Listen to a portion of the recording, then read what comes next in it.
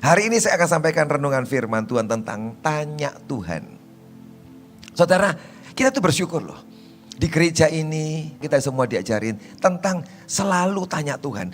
Saya sangat jarang mendengar hamba Tuhan atau kelompok tertentu yang ngajar untuk dengar suara Tuhan, tanya Tuhan, jarang. Tapi kita bersyukur bertahun-tahun diajarin. Sampai hari ini kita masih belajar untuk terus bicara pada Tuhan dan tanya kepada Tuhan. Kenapa? Sebab ketika engkau mau terus tanya kepada Tuhan, engkau akan terlindungi dari semua kesalahan, kegagalan, dan kehancuran. Sebab kita itu tidak tahu banyak, tapi Tuhan itu maha tahu. Amin. Tiap kali engkau tanya kepada Tuhan, maka Tuhan yang maha baik itu akan menjawab pertanyaan kita dan menolong kita, melepaskan dari semua yang jahat. Karena itu hari ini mari terus bertanya kepada Tuhan dan jadikan tanya Tuhan jadi habit atau sifat kita. Sesuatu yang terus menerus dikerjakan lama-lama jadi sifat. Betul? Kalau orang itu pertamanya sedikit-sedikit marah. Sedikit-sedikit marah. Terus ya, lama-lama melekat sifatnya jadi pemarah. Melekat loh saudara. Kalau orang itu punya kebiasaan rajin, dia mulai mau rajin. Rajin. Lama-lama sifatnya apa? Jadi rajin. Jadi hari ini mari kebiasaan. Jadikan kebiasaan. Terus kita mau tanya Tuhan lama-lama. Habit. Begitu jadi sifat kita. Tanya Tuhan itu otomatis keluar saudara. Gak usah susah lagi. Pak susah banget pak. Iya pertama susah. Kalau jadikan kebiasaan kita, sifat kita bertanya kepada Tuhan menjadi gampang. Di Alkitab ini saya belajar ada satu orang yang terus bertanya kepada Tuhan. Saya melihat ini orang hidupnya sudah menjadi habit, kebiasaan hidupnya, sifatnya. Siapa itu? Dia adalah Raja Daud. Mari kita buka firman-Nya dalam 1 Samuel 23. 1 Samuel pasal yang ke-23. Ayat 1 sampai dengan ayat yang ke-5. 1 Samuel 23, 1 sampai 5. Diberitahukanlah kepada Daud begini. Ketahuilah orang Filistin berperang melawan kota Kehila dan menjarah tempat-tempat pengirikan. Lalu bertanyalah Daud kepada Tuhan, apakah aku akan pergi mengalahkan orang Filistin itu? Jawab Tuhan kepada Daud, pergilah, kalahkanlah orang Filistin itu dan selamatkanlah Kehila. Tetapi orang-orang Daud berkata kepadanya, ingatlah, sedangkan di sini di Yehuda kita sudah dalam ketakutan. Apalagi kalau kita pergi ke Kehila melawan barisan perang orang Filistin. Lalu bertanya pula lah Daud kepada Tuhan. Maka Tuhan menjawab dia firman-Nya, bersiaplah, pergilah ke Kehila, sebab aku akan menyerahkan orang Filistin itu ke dalam tanganmu. Kemudian pergilah Daud dengan orang-orangnya ke Kehila. Ia berperang melawan orang Filistin. Dihalaunya ternak mereka dan ditimbulkannya kekalahan besar di antara mereka. Demikianlah Daud menyelamatkan penduduk Kehila. Ini cerita, backgroundnya adalah Daud sedang dalam pelarian. Dikejar-kejar Raja Saul mau dibunuh saudara. Waktu sedang lari dengan pasukan yang lumayan. Ada 600 orang yang ikut bersama dengan Daud hari itu. Tapi mereka ini statusnya buronan. Buronan gak enak saudara, dikejar-kejar. Nah buronan ini dari kota ke kota, dari gua ke gua sembunyi terus. Dan hari itu mereka mendengar kabar kota Kehila sedang diserang Filistin. Sementara Saul gak ngurusin. Saul lagi sibuk. Sibuk apa? Ngoyak-ngoyak Daud. Ya, sehingga tugasnya sebagai raja untuk melindungi kota-kotanya, rakyatnya terlupakan saudara. Dan hari itu Kehila diserang. Bahkan dikatakan tempat pengirikan, tempat hasil panen mereka, tempat mereka menggiling gandum sedang direbut oleh orang Filistin. Kehila gak tahu minta tolong pada siapa. Raja gak perhatian. Dan hari itu mereka minta tolong pada Daud. Ketika dikirim kabar pada Daud, Daud berkata, kami akan menolong engkau. Nah, ini orang baik saudara. Hatinya Daud baik. Sebab Daud itu pahlawan. Begitu dia mendengar ada orang susah, ada orang diserang musuh. Dan ini bangsanya, timbul jiwa kepahlawanannya. Saudara, hati baik itu luar biasa saudara. Tapi ingat, jangan cuma kebaikan tok saudara. Sebab kalau kebaikanmu tidak kau sertai dengan engkau, tanya kepada Tuhan. Apa yang mesti kau lakukan? Engkau dalam masalah. Ada banyak orang baik yang cerita, Pak aku nolong ini, aku bantu ini, aku ditipu Pak, aku dijahatin. Nah karena saudara baik. Tapi gue gak tanya Tuhan. Hari ini komplit saudara. Hatimu baik, itu satu poin yang luar biasa. Tapi yang kedua, ingat, tanya Tuhan, apa yang harus dilakukan. Waktu Daud mendengar itu, Alkitab jelas-jelas berkata, maka bertanyalah Daud kepada Tuhan, Tuhan, akan aku serangkah kota musuh-musuh Filistin, musuhnya Kehila. Dan Tuhan berkata, berangkat, kalahkan mereka, bantu orang-orang Kehila. Dan Daud semangat, oke, aku berangkat. Saudara, Daud itu orang yang batinnya baik. Dia punya persoalan, dikejar-kejar Saul. Begitu ada orang lain yang butuh pertolongan, dia dengan sukarela membantu itu. Ingat, ini poin bagus. Kenapa Tuhan cinta Daud, saudara? Karena ini orang tidak egois. Selama dia bisa membantu, menolong orang lain, dia akan membantu orang itu. Daud sendiri gak tenang loh, saudara. Dikejar-kejar Saul loh. Ada orang perlu bantuan, didatengin, ditolong. Waktu dia mau berangkat, dia dengar Tuhan ngomong, berangkat. Dia berangkat. Teman-temannya ngomong, orang-orang Daud berkata, ingat loh, eling Daud. Diingatkan, di sini di Yehuda kita sudah dalam ketakutan. Di sini aja kita dikejar-kejar loh, kita ketakutan loh. Ingat, kita ini buron loh Daud. Lo betul buron. Kok kamu bantuin orang lain? Ngurus awake dhewe wae. Sudah repot ngurusin orang lain. Tapi hebatnya saudara, Daud waktu dicegah, lalu bertanya pula Daud pada Tuhan. Dia tanya lagi, Tuhan, ini piye Tuhan? Kami ini kan buronan, bahaya loh Tuhan. Dan Tuhan ngomong, berangkat. Aku serahkan orang Filistin dalam tanganmu. Menang-menang. Disitulah Daud memilih, aku percaya kepada Tuhan lebih daripada keadaanku hari ini. Saudara, hari ini mungkin saudara mengalami perasaan kayak Daud. Sedang mengalami persoalan dalam hidupmu.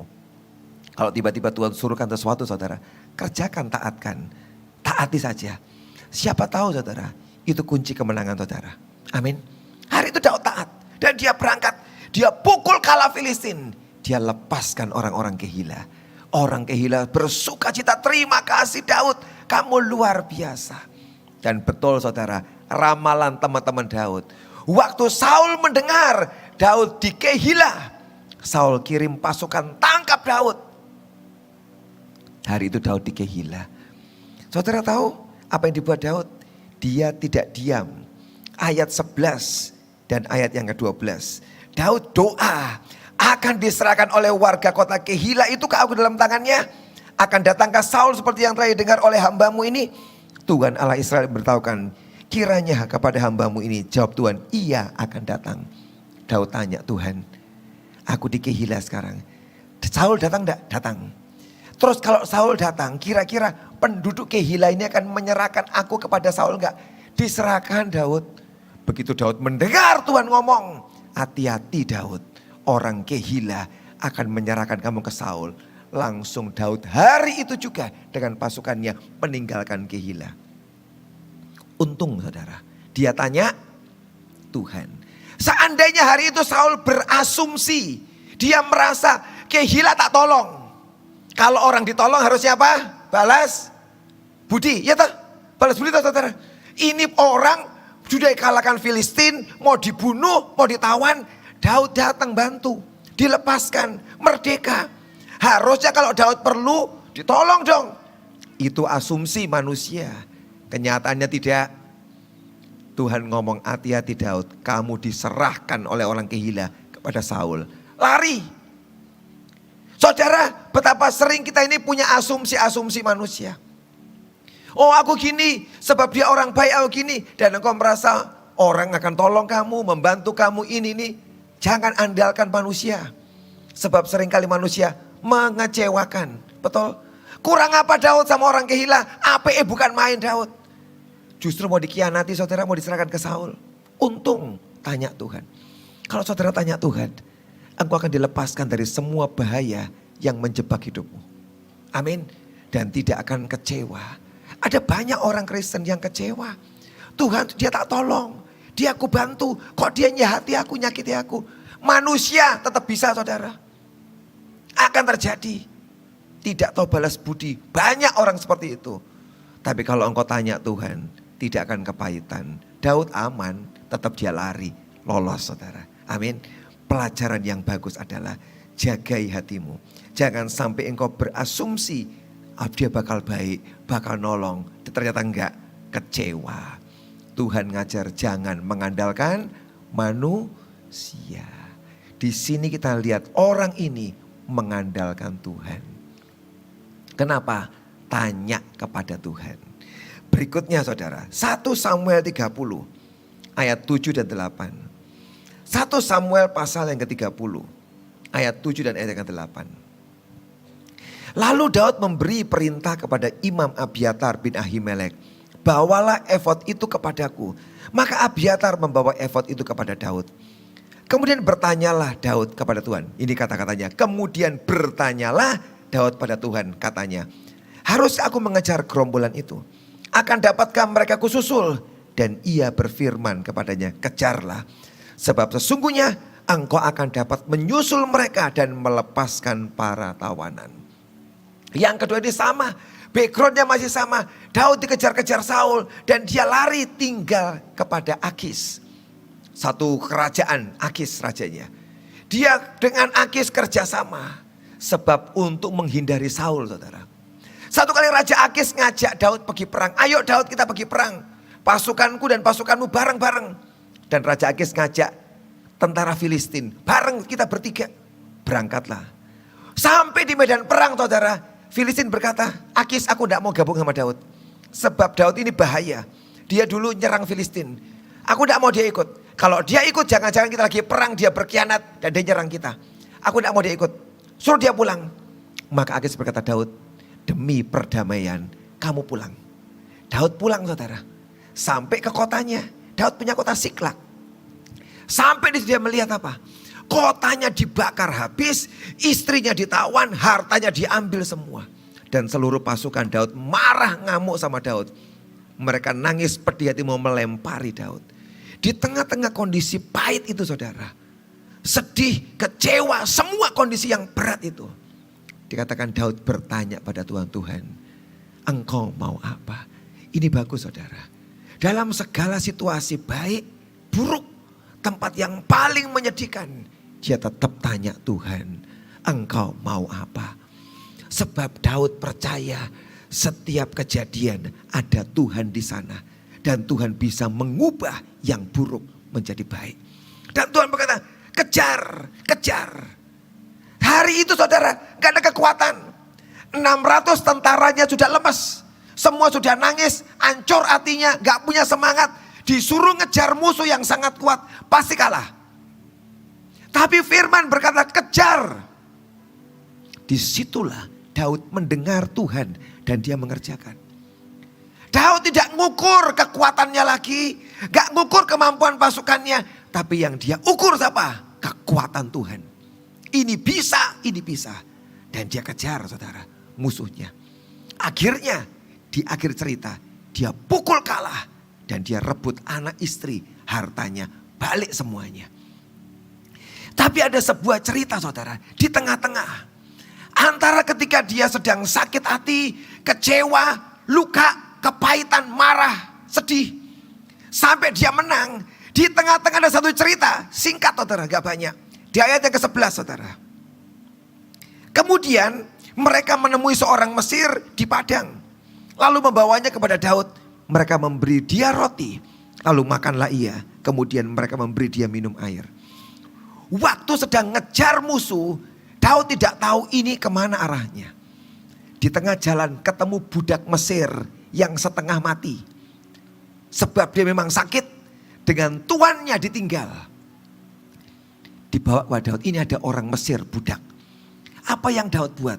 Tidak usah diurusi, bisa, saudara. Kita lagi urgent, ada yang lebih penting. Ngapain ngurusin budak ini? Mau hidup mau mati bukan urusanku, bukan budakku.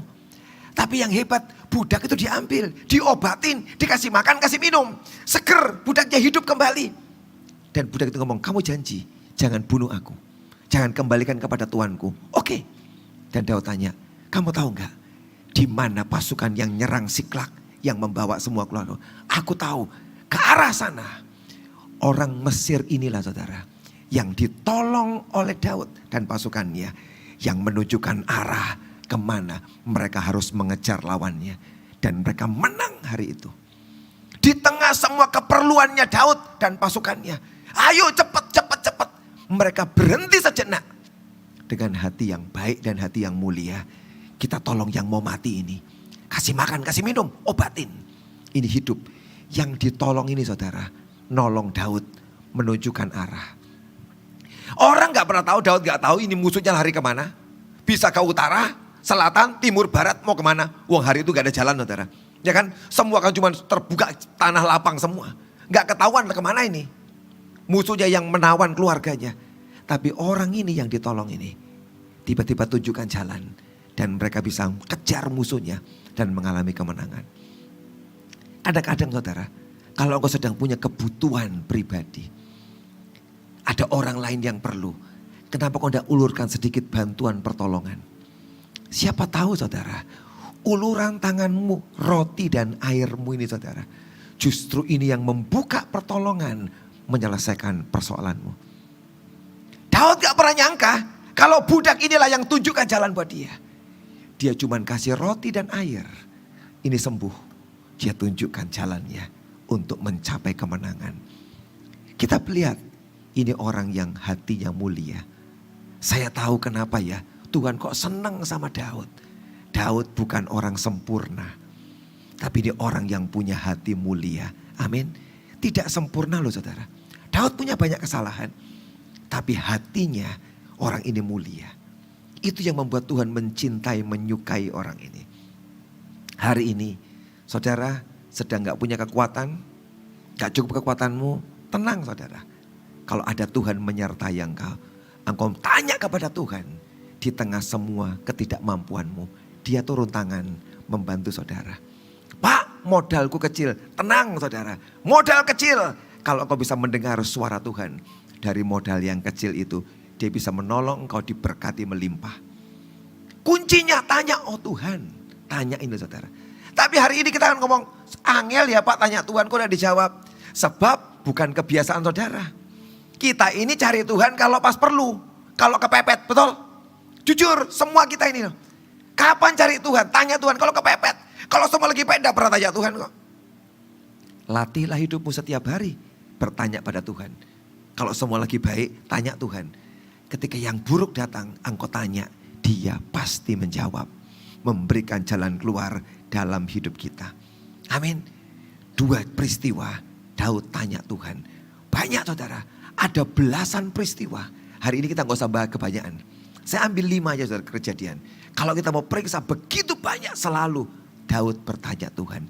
Daud bertanya pada Tuhan. Tanya. Itu kalimat yang sudah sangat biasa. Sebab memang Daud hidupnya, habitnya selalu tanya Tuhan.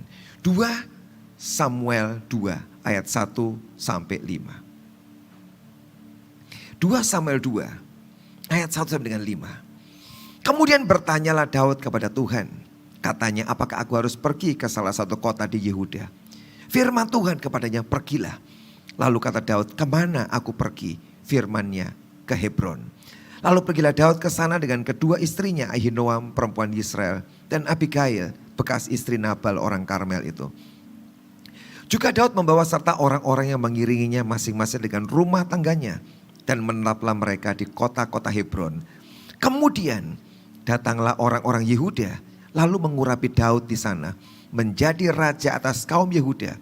Ketika Daud diberitahukan bahwa orang-orang Yabes Gilead menguburkan Saul, maka Daud mengirim orang kepada orang-orang Yabes Gilead dengan pesan, diberkatilah kamu oleh Tuhan, karena kamu telah menunjukkan kasihmu kepada tuanmu Saul dengan menguburkannya. Dalam peperangan akhirnya saudara, Saul yang ngejar-ngejar Daud ini mati saudara. Matinya minta dibunuh. Mati akhirnya Saul. Waktu Saul mati, kabar semua senang, Saul mati.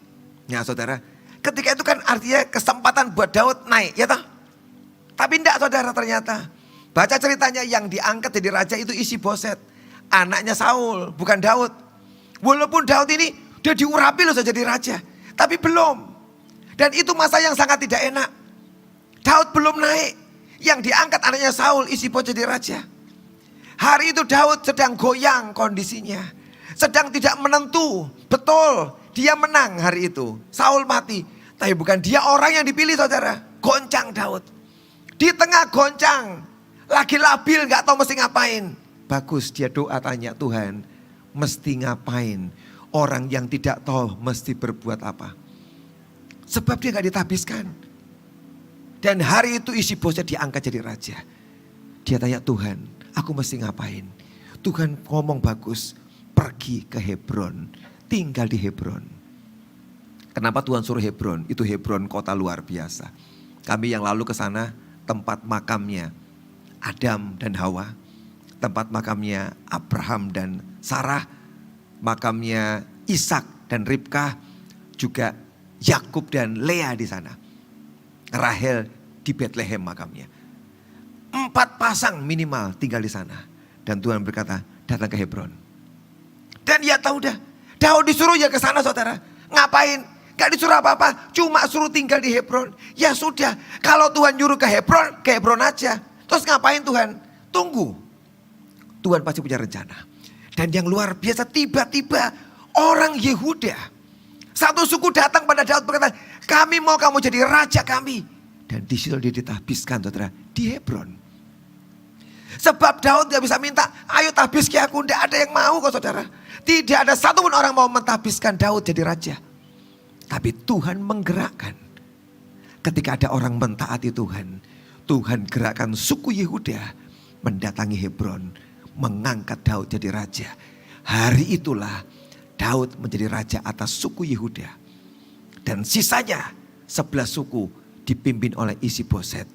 2 kerajaan mulai muncul. 1 Isiboshet, 1 Daud. Apakah perang selesai? Tidak. Perang terus berlanjut. Sampai satu kali Isiboshetnya mati saudara. Tapi saudara lihat. Ketika Daud raja dari satu suku Yehuda. Dia akan tahu Saul mati saudara. Disinilah kita lihat. Orang itu hatinya baik apa jahat. Terbukti ketika ada berita tertentu. Berita datang Saul sudah mati. Dan yang menguburkan adalah orang Yabes Gilead. Daud mendengar Saul dibunuh. Dan orang Yabes Gilead yang menguburkannya. Dia kirim utusan. Datang ke Yabes Gilead berkata, diberkatilah kamu oleh Tuhan. Karena kamu telah menunjukkan kasihmu kepada Tuanmu Saul dengan menguburkannya. Orang yang membantu musuhnya dipuji loh saudara. Padahal Saul yang ngejar-ngejar dia. Waktu mati Daud dia bilang, puji Tuhan. Praise God. Praise the Lord. Mati akhirnya. Enggak saudara. Dia tetap mengirimkan utusan kepada orang yang ngurusin Saul loh. Di sini kita tahu ini bukan pencitraan saudara. Ini ketulusan hati. Ini orang jahat loh. Tetap dia hargai, dia hormati. Hati model gini saudara, carinya susah. Kenapa kau sampai Tuhan cinta Daud? Semakin saya pelajarin firman semakin tahu. Aku tahu alasanmu Tuhan. Kenapa kau cinta dengan orang ini? Sekalipun dia tidak sempurna. Sebab ini orang hatinya mulia saudara. Ini musuh mati gak disyukur loh saudara. Kalau ada orang ngurusin dipuji, kamu hebat. Kamu urusin rajamu. Sangat luar biasa. Hari ini mari kita mengejar hati model gini saudara. Yang gini gampang saudara, ini susah. Yang gampang adalah musuh kita kena mencelaka. Puji Tuhan akhirnya kebalas dia. Tapi hati yang kayak gini susah. Saya itu mau belajar Tuhan. Aku mau diajari Tuhan. Pak Victor musuhnya berapa? Saya tidak suka musuhan sama orang saudara. Saya suka berteman. Saya gak suka musuh. Tapi kalau dimusuhi wes nasib. Memusuhi orang jangan saudara. Nah dimusuhi ya sudah apa. Tapi saya belajar. Kalau ada orang yang mungkin musuhin saya. Kalau saya mungkin dengar kabar buruk mereka alami. Saya berdoa Tuhan ajari aku. Untuk tetap punya sikap hati yang baik.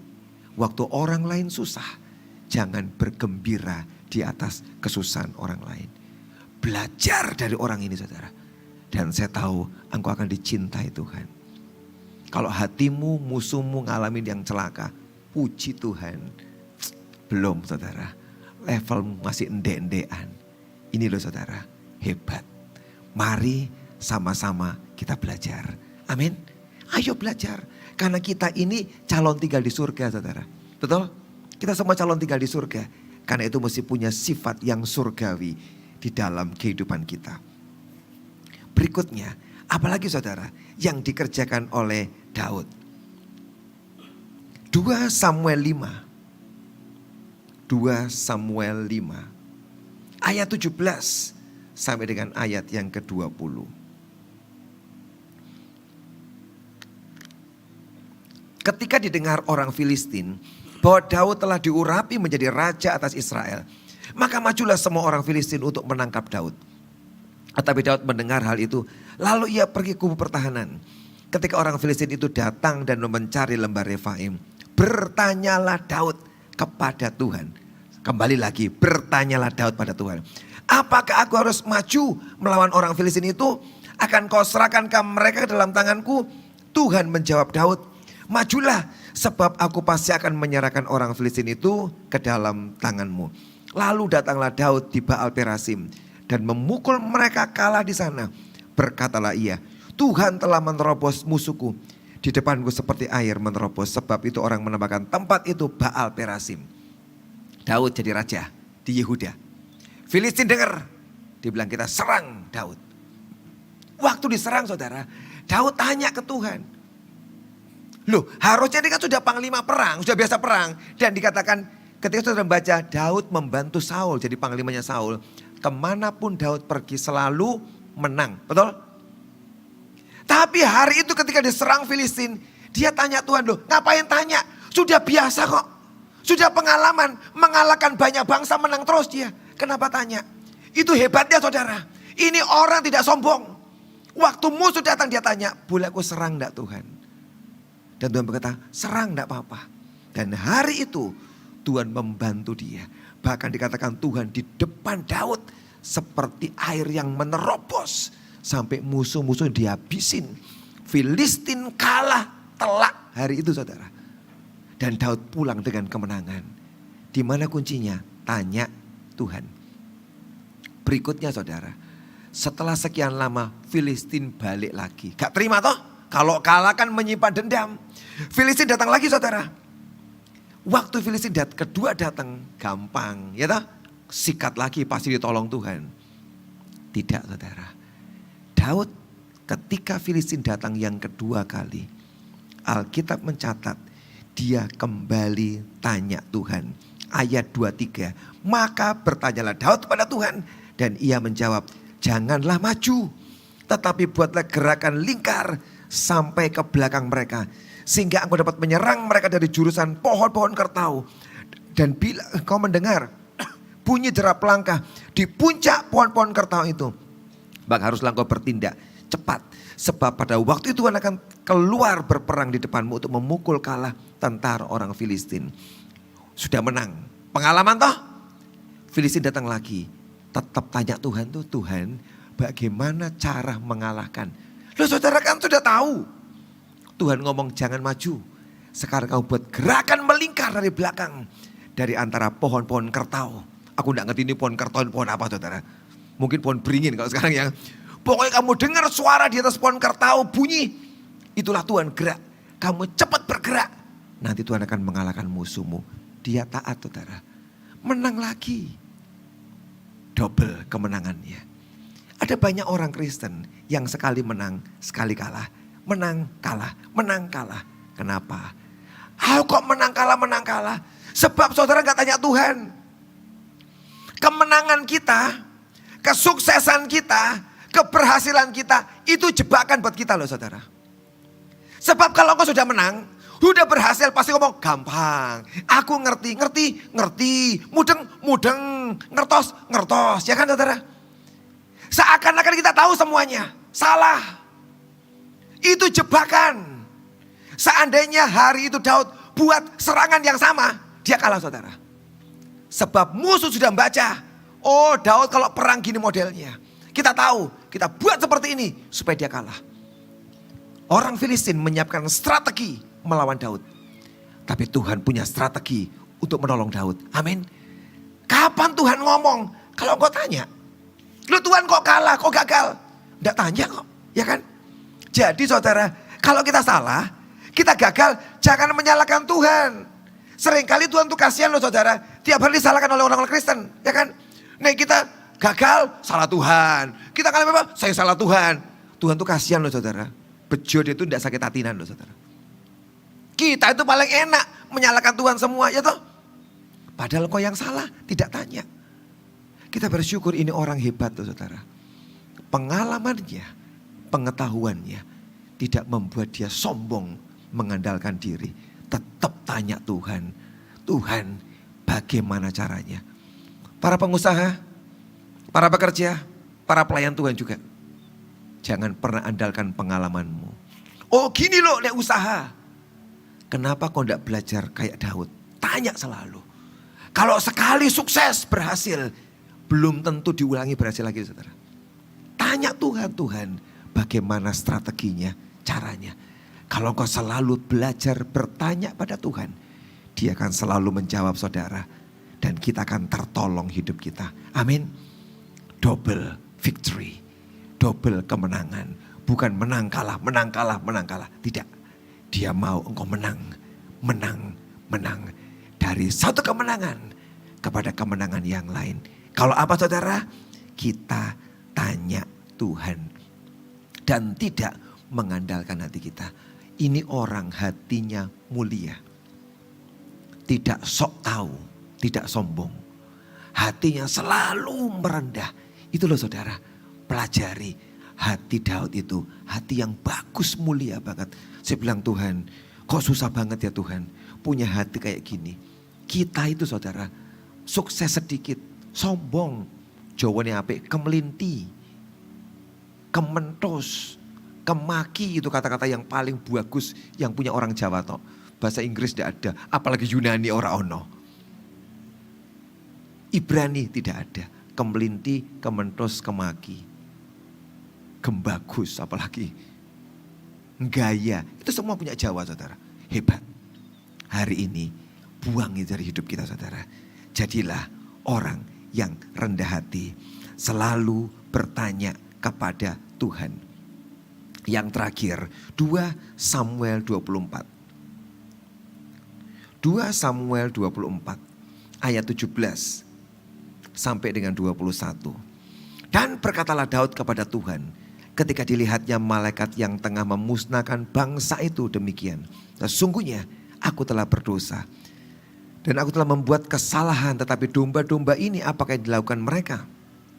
Biarlah kiranya tanganmu menimpa aku dan kaum keluargaku. Ayat 18. Pada hari itu datanglah Gad kepada Daud dan berkata kepadanya, pergilah, dirikanlah mezbah bagi Tuhan di tempat pengirikan Arauna orang Yebus itu. Lalu pergilah Daud sesuai dengan perkataan Gad seperti yang diperintahkan Tuhan. Ketika Arauna menjenguk dan melihat raja dengan pegawai-pegawainya mendapatkannya, pergilah Arauna keluar lalu sujud kepada raja dengan mukanya ke tanah. Bertanyalah Arauna, mengapakah tuanku raja datang pada hambamu ini? Jawab Daud, untuk membeli tempat pengirikan ini daripadamu dengan maksud mendirikan mezbah bagi Tuhan supaya tulah ini berhenti menimpa rakyat. Daud ngalamin persoalan berat. Karena mereka berdosa. Daud diganggu sama setan. Sengaja saudara. Sampai Daud salah. Dan dia menghitung pasukannya. Tuhan ngomong salah. Karena Daud salah hari itu dihukum saudara sama Tuhan. Tapi Tuhan suruh milih. Daud mau milih yang mana? 3 tahun kelaparan, 3 bulan melarikan diri dari tawan, lari dari musuh. 3 hari penyakit sampar. Wes milih. Tuhan baik, suruh milih. Tapi yang hebat saudara, Daud tidak mau milih. Disuruh Tuhan loh, milih Daud yang mana? Menurut kamu yang paling enak. Dan Daud tidak milih. Dia serahkan Tuhan. Lebih baik jatuh ke tanganmu Tuhan. Loh saudara, tidak milih. Malah tanya ke Tuhan, Tuhan mau yang mana? Terserah Tuhan, dikembalikan ke Tuhan. Dan Tuhan ngomong, oke, kalau aku yang milih 3 hari sampar. Dan hari itu juga saudara, orang Israel kena pandemi yang sangat besar. Puluhan ribu orang mati saudara. Dalam 1 hari. Lebih dari 70 ribu, saya nggak tahu, saya lupa, saya baca berapa puluh ribu itu. Mati langsung sehari saudara. Kalau 3 hari sampar, berapa ratus ribu yang mati saudara.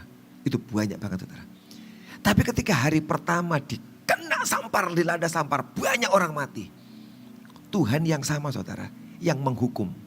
Sebab mereka salah. Ngomong sama Nabi Gad. Ngomong sama Daud, cepat ngomong. Cara menghentikannya, suruh bangun mezbah di Araunah tempatnya. Di tempat orang Yebus. Begitu Daud mendengar itu, dia taat, dia kerjakan saudara. Tuhan menghukum, tapi Tuhan yang sama memberikan apa? Jalan keluar. Tuhan kita tuh baik saudara. Kalau anaknya salah diceples. Tapi dia juga ngomong, tak ajari, piye caranya supaya gak diceples lagi. Loh saudara, apa ada tuh orang tua kayak gitu? Nih kita orang tua jengkel, buak ya kan. Tapi Tuhan itu saudara, dia memukul. Ngasih tahu supaya berhenti, ini loh caranya. Bangun mezbah. Dan hari itu Daud cepat-cepat, hari pertama langsung dia lari. Datang ke tempatnya Araunah. Dia beli tanah, dia bangun mezbah, korbankan mezbah. Dan dia tahu hari itu tulah berhenti menimpa rakyat. Langsung gerak berhenti saudara. Tidak ada kematian. Sebab dibangun mezbah. Disuruh Tuhan. Di mana saudara? Araunah. Saya itu penasaran. Araunah di mana ya? Tahu nggak Araunah di mana saudara? Puncak Gunung Moria. Araunah itu. Masih ingat Gunung Moria tempat apa? Abraham mempersembahkan Ishak di sana. Korban di sana ditaruh. Korban itu saudara menghentikan semua tulah itu. Stop hari itu. Hari ini saudara ada orang-orang mungkin yang berkata, Pak, aku itu ada tulah dalam hidupku. Entah tulah apa saudara. Aku tuh lo kerja saudara. Selalu ditipu mungkin saudara ngomong. Aku ada orang konseling sama saya. Pak, kok kerja selalu mau jalan hilang, gagal. Mau naik dikit, gagal. Ada tulah saudara. Selalu mandek. Atau yang lain saudara. Aku kok ngalamin yang ini ya Pak. Ngalamin yang ini. Masing-masing ngecek hidupmu saudara. Kalau ada tulah yang terus menjalar gak berhenti-berhenti saudara. Hari ini engkau diberikan otoritas kuasa, mau dikasih tahu Tuhan. Bangun mezbah menghentikan itu. Amin. Apapun itu saudara. Pak, mezbahnya apa? Masing-masing. Saya gak tahu. Bisa engkau bawa korban pada Tuhan. Kau bawa apa sesuatu gak tahu lah. Pokoknya mezbah. Di mezbah engkau taruh korban di sana. Tanya Tuhan masing-masing. Aku mesti ngapain? Menghentikan semua tulah yang lagi merambat itu loh. Yang mengejar hidupmu. Daud buat di Araunah. Dia selesai buat. Gerak berhenti semuanya saudara. Amin. Karena apa? Tanya Tuhan. Bahkan kondisi yang paling jelek, yang paling buruk. Begitu mau tanya Tuhan, dikasih tahu dengan komplit. Buat ini, kerjakan ini, kerjakan ini. Dan hari itu mereka mengalami ditolong Tuhan, diselesaikan. Masih banyak saudara, tentang tanya Tuhan masih banyak. Tapi kita gak usah banyak. Kita ambil 5 ini aja saudara. Bagaimana orang ini hidupnya sudah diset diatur. Aku tak tanya kepada dia. Kenapa kita gak belajar dari orang ini saudara? Bertanya kepada Tuhan selalu. Amin. Terus piye sampai kita bisa mendengar suaranya. Pak gimana? Aku tuh gak pernah dengar suara Tuhan loh Pak. Aku tuh dedel. Nah hari ini kita ambil firman dikoroi kupingi. Supaya mendengar suara Tuhan. Amin. Yang pertama. Supaya engkau bisa mendengar suara Tuhan. Baca Alkitab dan kerjakan firman yang tertulis nomor 1. Kalau yang tertulis ini dan yang dia jelas. Saudara malas mengerjakan. Tuhan ngomong gak usah. Sebab inilah firman yang tertulis. Itu yang pertama praktekkan, kerjakan dalam hidup saudara. Nanti engkau akan mendengar di telinga dan di hatimu. Dia jawab. Karena engkau yang tertulis ini engkau sudah mengerjakan. Itu langkah yang pertama. Langkah yang kedua saudara. Apakah engkau sungguh-sungguh merasa kalau Tuhan ngomong itu penting? Kalau engkau merasa Allah gak penting-penting banget, aku bisa dewek. Dia gak akan ngomong saudara. Tuhan malas. Ngapain? Kita merasa gak penting dengan Tuhan. No? Hari ini apakah Tuhan penting dalam hidup saudara? Kalau dia penting dalam hidupmu, dia bakal ngomong dan menjawab doamu. Kalau dengan dia tidak penting, dia tidak akan menjawab. Kita gak usah baca ayatnya saudara. 1 Raja-Raja 22 ayat 1 sampai 37 itu panjang banget saudara. Tapi satu cerita. Satu kali Raja Ahab, Raja Israel, ketemu dengan Raja Yosafat, Raja Yehuda. Ini satu bangsa sebenarnya saudara, tapi 2 kerajaan, pecah rajanya.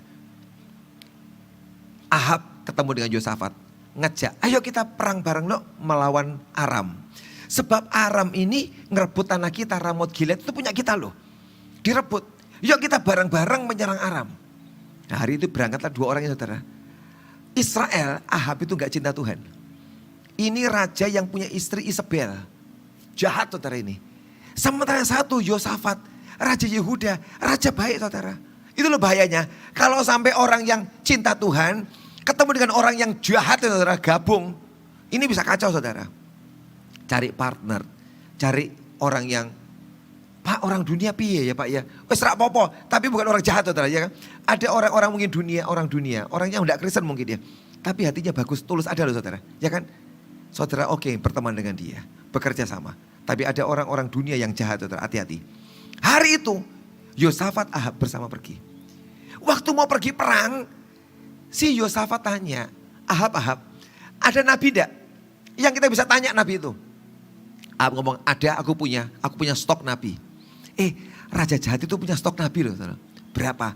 400 nabi. Waduh hebat banget. 400 nabi loh. Hari itu diundang semua nabi-nabi kumpul di istana. 400 nabi. Dan 400 itu mulai bernubuat. Ditanyain, nabi-nabi coba tanya ke Tuhan. Bagaimana peperangan kami hari ini? 400 kompak. Tuhan memberkati, menyertai. Kamu akan menang. Musuhmu akan diinjak-injak habis semua. Bukan cuma bernubuat. Mereka hari itu buat alat peraga. Buat tanduk-tandukan besi saudara. Kayak gitu loh. Wah lihat ini. Musuhmu ditanduk semua kalah. Wah 400 bernubuat semua akan menang. Senang enggak saudara? Senang. Cari nabi-nabi yang sukanya menghibur kita, senang ya. Cik, piye apa kata Tuhan? Kamu akan sugih banget. Wah puji Tuhan Cik. Cari, piye ini mungkin orang yang peka ya. Wah kamu akan diberkati, amin. Cari, nek 2 enggak cukup, 400. Tanyai semua. Ternyata konfirmasi loh Pak, 400. Ini loh saudara, wong 2 Tuhan ngomong bagus, ini 400 tuh saudara. Pakai tanduk besi lagi. Wes mantep. Berangkat perang. Tapi Yosafat ini orang takut Tuhan sebenarnya saudara. Hatinya gelisah. Saudara kalau engkau takut akan Tuhan, cinta Tuhan ya. Mau dinubuati hebat kayak apa, hatimu akan gelisah. Benar enggak ya? Itu nubuatan bagus banget. Masih cari nubuatan bagus-bagus. Kita kan suka yang bagus. Tapi kita anti dengan nubuatan yang keras, yang jelek. Kok jelek? Tolak dalam nama Yesus. Hancurkan, injak-injak, buangkan lubang maut langsung. Karena jelek. Yosafat kerasa di hatinya. Ahab, masih ada enggak? Selain yang 400 ini, nabi lain. Ahab berkata, masih ada 1. Tapi ini orang Surabaya ngomong ya, Yosafat. Wong Surabaya ngomong bencekno. Loh, karena itu si Ahab kenalan sama orang Surabaya. Ahab mungkin orang Jawa ya, Jawa Timur. Bencekno Yosafat. Bencekno yo, kohyo ya. Kan Yosafat. Kohyo ini bencekno kohyo. Loh kenapa? Mika ini, nabi satu ini bencekno. Selalu nak nubuat jelek. Gak pernah bagus. Tidak apa-apa, dipanggil Weko. Panggil. Maka dipanggillah oleh si Ahab ini. Datang. Begitu Mika datang langsung bernubuat. Kamu akan menang, kamu akan luar biasa. Ahab langsung ngamuk. Segera. Langsung Mika ngomong, kamu mau yang benar apa yang palsu? Kalau mau yang palsu aku tak bernubuat yang palsu. Nyeneng ke kamu semua. Tapi kalau kamu mau yang benar, aku bernubuat yang benar. Aku melihat tercerai-berai semua tentaramu. Dan mereka melarikan diri dari musuhnya. Itu nubuatannya. Langsung Ahab ngamuk. Bener toh yo tak kandani. Wes kok tak kandani toh. Bener toh bukti toh lagi. Nabi satu ini. Nabi ini tangkap masuk ke penjara. Sampai kita pulang menang. Ini nabi selalu yang jelek ngomongnya. Saudara, belum tentu yang jelek itu bukan dari Tuhan loh saudara. Itu peringatan. Kalau engkau orang yang mau diperingatkan Tuhan, diomongi Tuhan, enak sekalipun jelek, ora popo. Langsung bertobat. Minggu lalu saya kan khotbah toh bagus toh, bertobat. Itu bagus. Caranya kalau dapat nubuatan jelek, enggak apa-apa. Pak, aku ngimpi kamu ditabrak mobil mati. Aduh, ngeri toh ya kan. Misalkan ada di mimpin gitu. bertobat. Tidak apa-apa. Itu cuma peringatan kok saudara. Kalau engkau gak bertobat mungkin terjadi. Begitu bertobat Tuhan akan ganti. Sebab perancangan Tuhan rancangan apa? Damai sejahtera. Tuhan itu kalau ngomong ngingetin kita hati-hati loh. Mika ngomong baik hati-hati gak usah perang. Tapi dua orang ini waktu mendengar suara Tuhan yang tidak enak itu didengarkan enggak? Enggak. Berangkat perang kok. Bilang usah dirungokke. Kohyo mangkat wae. Ya toh kayak orang di Jawa ya. Wes mangkat ya. Maka Kohyo dan Ko Ahab mangkat. Berangkat perang. Enggak tahu basa Cinone Ahab itu apa toh. Ya itu kan Kohyo sama Ko Ahab. Berangkat mereka berdua perang. Saudara tahu dia diomongin loh. Kurang jelas apa? Sudah jelas. Tapi gini, 400 ngomong bagus, 1 ngomong jelek. 400 lebih berkuasa. Sebenarnya Yosafat sudah dengar loh satu ini. Berangkat 2 orang perang. Raja Israel itu jahat saudara. Waktu berangkat perang dia nyamar raja pakai baju tentara biasa. Yosafat disuruh pakai, kamu pakai baju raja. Aku tentara biasa perang. Dia berangkat. Betul waktu perang musuh lihat serang rajanya. Maka hari itu mau dibacok sama pedang si Yosafat ini. Karena rajanya toh waktu dilihat teriak ini. Saya gak tahu dia teriak apa saya gak tahu.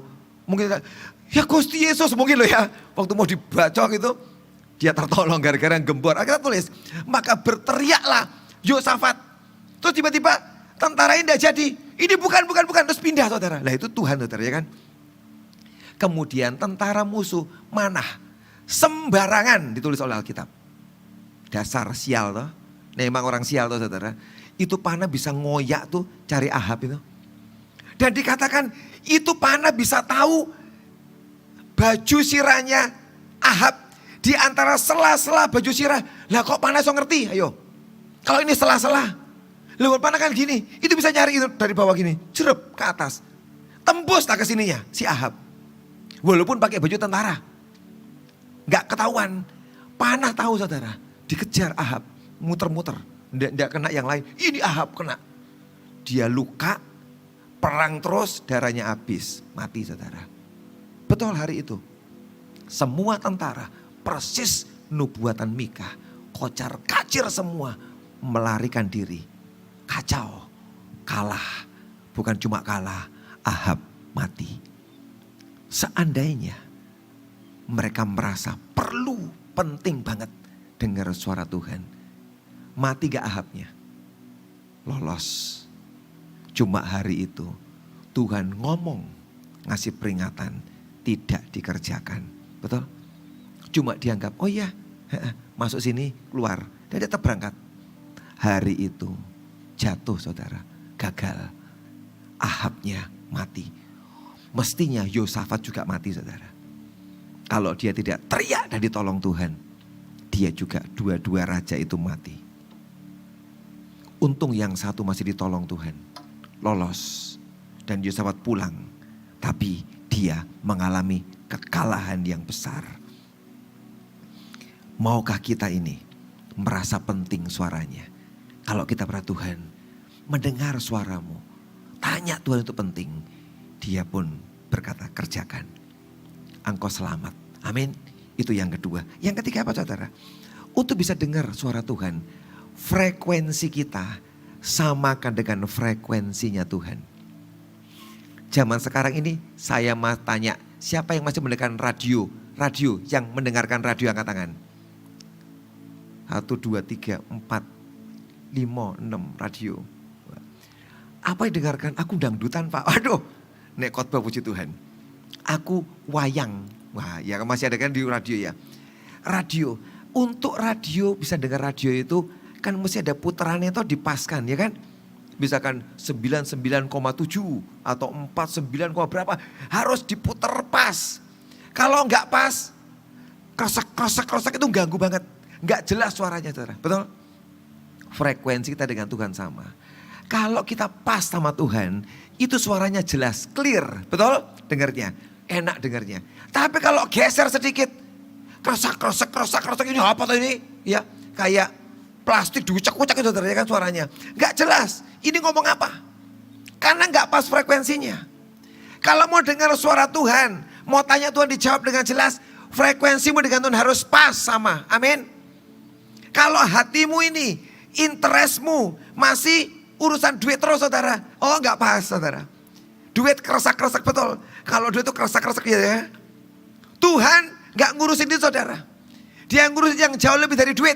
Kalau engkau cuman itu tok, hidupmu interest tertariknya dengan itu. Betul, keresak. Tidak jelas. Kalau interest hatimu pada daging, perkara dunia, sama saudara. Keresak. Hari ini hatimu ke urusan daging, urusan dunia, tidak bisa pas dengan Tuhan. Sampai hatimu tuh ingin dia. Frekuensi sama, nyambung, dengar suara Tuhan. Jadi yang diberesin bukan Tuhannya. Yang diberesin hati kita ini loh. Kamu tertarik sama apa? Wong gak tertarik sama Tuhan kok nyari Tuhan. Ya kan? Sampai dia temui hatimu, Tuhan, aku pengen mengalami Engkau. Baru engkau bisa dengar dia bicara. Mengalami, dengar suaranya. Engkau diarahkan. Begitu kau diarahkan Tuhan, nanti enak saudara. Engkau pelayanan, kerja, bisnis, sekolah, semua ditolong dengan ajaib. Tapi pertama pengen Tuhan, bukan pengen duit, pengen yang lain. Itu nanti sukses-sukses, tenang aja. Wes terus dipikirin, berhasil. Ingin nih Tuhan dalam hatimu. Pas, nanti bisa. Yang keempat saudara, kalau dia ngomong, dia jawab, maukah engkau melakukannya? Nah itu loh saudara. Kalau engkau pengen dengar dia ngomong, siap enggak untuk melakukan? Sekalipun mungkin, wah tidak enak. Siap enggak melakukan? Kalau engkau siap melakukannya, dia akan berbicara dalam hidup saudara. Sekian tahun lalu ketika pandemi, Tuhan ngomong sama saya, buat ibadah ketiga ya ini loh, kebaktian jam 10 ini. Dulu kan enggak ada, 7-5 tok saudara. Tuhan ngomong, buat ibadah kedua. Struggle. Nanti gimana, capek loh kita ini khotbah terus. Ya wis, enggak apa-apa. Pendeta harus berani capek ya. Yus aku khotbah capek-capek enggak apa. Oh nanti yang datang siapa? Enggak ada yang mau datang loh nanti. Sepi gereja nih. Kalau cuma 2-3 orang datang piye? Aduh iya. Oh banyak pertimbangannya. Tapi saya tahu Tuhan ngomong. Buat ibadah jam 10. Hari ini banyak saudara yang datang lah. Ini ibadah bukan karena manusia membuat tuh saudara. Saya dengar di telinga Tuhan ngomong jelas. Buat. Ketika berani melangkah. Ada banyak sekian ratus orang kumpul bersama-sama. Amin. Tidak usah takut. Percaya pada Tuhan. Kalau dia yang memerintahkan, dia ngucap. Dia bertanggung jawab. Tapi kita kan seringkali curiga sama Tuhan. Apa iya Tuhan? Apa iya? Kalau dia bicara saudara. Belajarlah. Mengerjakan, mentaati. Nanti dia akan menolong saudara. Loh betul saudara. Ketika pertama kali saya meninggalkan gereja yang lama. Bukan masalah orang yang lain yang salah, orang lain ini saya tidak pernah ngurusin orang lain saudara. Saya dan Tuhan urusannya. Loh betul, tidak usah ngomongin orang lah. Oh dia jahat, dia gini, tidak usah. Saya dan Tuhan. Saya tahu hari itu dia ngomong sama saya. Kamu ikut aku. Itu tak ngomongnya. Aku bilang, tidak mau. Lu kenapa? Aku takut ikut Tuhan. Ya ikut Tuhan, janjinya apa? Aku mau kasih apa? Ikut Tuhan. Aku takut ikut Tuhan. Mau ikut Tuhan, tidak punya gereja, tidak punya apa-apa, aku takut tuh Tuhan. Saya bergumul sampai Tuhan ngomongin, oke, tidak mau ikut aku, kau tak tinggal. Jangan Tuhan, kok jahat banget aku. Mau sudah ikut Tuhan puluhan tahun kau tinggal. Bagus lah Tuhan, saya seneng kok Tuhan ngomong gitu. Oke, kau tak ajai ikut aku, taat sama aku, tidak mau, tak tinggal. Kamu tak tinggal, mau jadi apa? Kamu akan jadi boneka, kelutak-kelutik ini rana popo nih. Ya toh, cuma boneka saudara, tak tinggal. Itu perkataan saudara, tak ingat sampai hari ini saudara. Kamu tidak ikut aku, tak tinggal. Aku ikut Tuhan. Wes semua tak tinggal, tak ikut Tuhan. Itu urusannya saudara, bukan yang lain saudara. Berani gak taat? Ya aku takut saudara, jujur aku takut Tuhan, aku takut tuh. Tapi ketika mau ikut dengan dia, ayo aku yang ngatur semua, tidak usah takut. Percaya. Susah gak saudara? Susah. Dia tidak janji apa-apa. Gur ikut aku. Lah, ono apa-apa piye Tuhan, sapa sing nanggung? Nah, ya kan? Sebab ikut Tuhan kadang-kadang tidak seperti yang kita harapkan, betul enggak? Tiwas kita berharap macam-macam, tidak dapatkan kecewa. Aku ya gitu mikir, saudara, tenang aja. Jangan dianggap pendeta itu baik banget, enggak. Tenang aja, aku juga manusia. Pendeta juga manusia, punya rasa. Rasa wedi, rasa ini. Saya punya, tenang aja, manusia. Aku ya takut, berjuang lah ya. Tapi detik dia ngomong, tak tinggal kamu. Oke Tuhan, aku ikut engkau. Tak pegang tangannya, aku melu kowe Tuhan. Wes, ora duwe apa-apa ndak apa-apa, aku ikut Tuhan. Itu loh. Madep mantep melu Tuhan, gandeng Tuhan, ikut aku pokoknya. Me apa yang terserah Tuhan, aku ikut Tuhan. Dapat Tuhan, dapat semuanya. Sudah, itu yang buat saya berani saudara. Amin. Nggak mikir yang lain. Dia ngomong, jalan bareng sama dia. Dan percaya kepada dia. Dia mengatur semua yang terbaik. Amin. Memang ikut Tuhan itu rodok deg-degan. Tapi kalau dia sudah ngomong saudara, taati. Apakah Daud tidak deg-degan saudara semua 5 perjalanan ini saudara? Ke Kehila deg-degan enggak? Oh deg-degan. Apakah Daud waktu dia lari-lari terus dikejar, dia suruh tinggal di Hebron deg-degan? Deg-degan. Apa waktu dia dapat hukuman deg-degan? Deg-degan. Semua deg-degan oh saudara. Tapi yang hebat tetap dia mendengar suara itu. Dan itu menuntun hidupnya. Amin. Firman-Mu pelita bagi kakiku. Bukan firman yang ditulis saudara. Firman yang dia ucapkan di hati kita. Itu menuntun seperti pelita. Nanti kamu tahu sampai kemana. Amin. Terang bagi jalan. Tiba-tiba jalan yang gelap jadi terang. Kita bersyukur hari ini ada Alkitab. Zaman Daud tidak ada Alkitab saudara. Zaman Daud belum ada Alkitab. Belum ada. Belum ditulis saudara. Susah banget. Itu yang punya mungkin masih ada gulungan-gulungan tapi enggak tahu saudara. Disimpan di mana enggak tahu. Mungkin di bait Allah ya disimpan. Gulungannya Musa, Kejadian, Keluaran mungkin ada. Tapi enggak dicetak. Ya cuma 1 atau 2 tok saudara. Kita bersyukur hari ini punya banyak Alkitab. Bisa dibaca saudara. Baca, lakukan, kerjakan. Dan engkau akan berbahagia. Amin. Hari ini ayo tanya Tuhan dalam segala hal. Jangan merasa sok tahu dan tahu. Kalau engkau mau tanya Tuhan dalam segala hal, Dia menuntun kita kepada semua keberhasilan. Amin.